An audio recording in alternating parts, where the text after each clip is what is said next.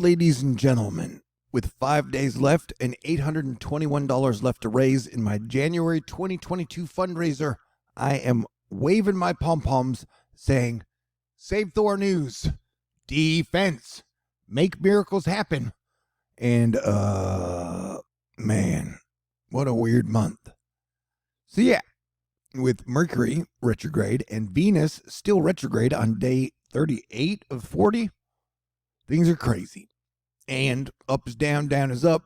And as Alan Nozof says, who's ready for a model showdown today now that we're within the 80-hour window of a possible major, massive, mega nor'easter blizzard winter cane hitting the East Coast? The matchup is set between two major models, the GFS, which is like, it'll be out to shore and no big deal at all, versus a major blockbuster bringing 1 to 2 feet of snow all along the East Coast pretty much. So what will happen? Nobody really knows.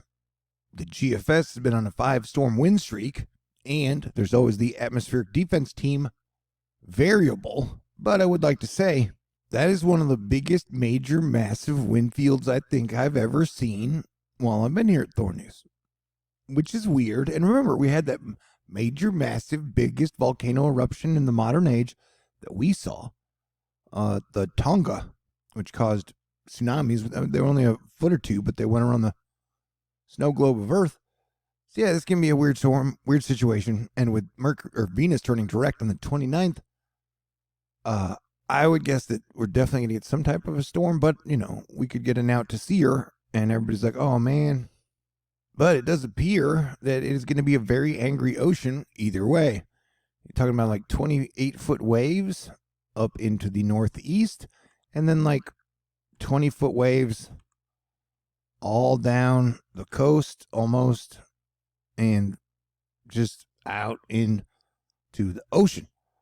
So, yeah, dude, you know, it's anybody's guess what is going to happen next. So take your guesses. And then on top of that, you've got actual winter coming to the tippy bottom of Florida. So it's going to be a wild, weird weekend, yo. And in non-weather news, everybody's like, hey, what will the Federal Reserve say today? Because their use of the wonk moves markets just off their verbiage and jawboning. So stay tuned for that cliffhanger as well. And just putting this out there, the Euro and the NAM aren't the only, the Euro and the GFS aren't the only two models. There's quite a few. And the NAM, which is what we're looking at now, is drawing up a pretty snowy situation and about a 970 millibar low for the Northeast. So this would be part of the entire I-95 corridor through Virginia and the Carolinas would get about a foot of snow, if not more, give or take, yo. Or, as Storm Chaser Nick puts it, he's all in on the NAM. Because the NAM is all in, and I guess Nick wants a lot of snow. Because E-Weather is like, yeah, the NAM is amped on sleet east, too. Certainly a concern, but this crushes the interior. And underneath all that would be very, very cold air and weather. And then remember, the wind is a major concern, depending on how low the low gets. We've seen some prints between 950 and 960.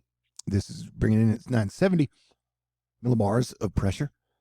And then, you know, this core, it's a warm core storm, so you would get some freeziness factors. But yeah, 20-foot waves plus and gusts for 60 hours would probably not be good for a lot of people and infrastructure. And the very latest hot off the press happening right now, GFS run, has it more toward the east, but it would bring a very like blizzard conditions to a small part of Massachusetts. But look, it would be bombing out at 959 millibar low, which is quite a bit, 957. So this thing has a potential to be super duper strong and wavy and choppy. And remember that, so that's the case, is that GFS has it more to the east. The Euro is more towards the west, where you would get this entire snow band down this corridor. What is going to happen? Nobody knows, but we're paying attention, and some of us are super hyper focusing on it. And so if you like model to model run breakdowns, I'm your man this weekend, even though what day is it? Wednesday?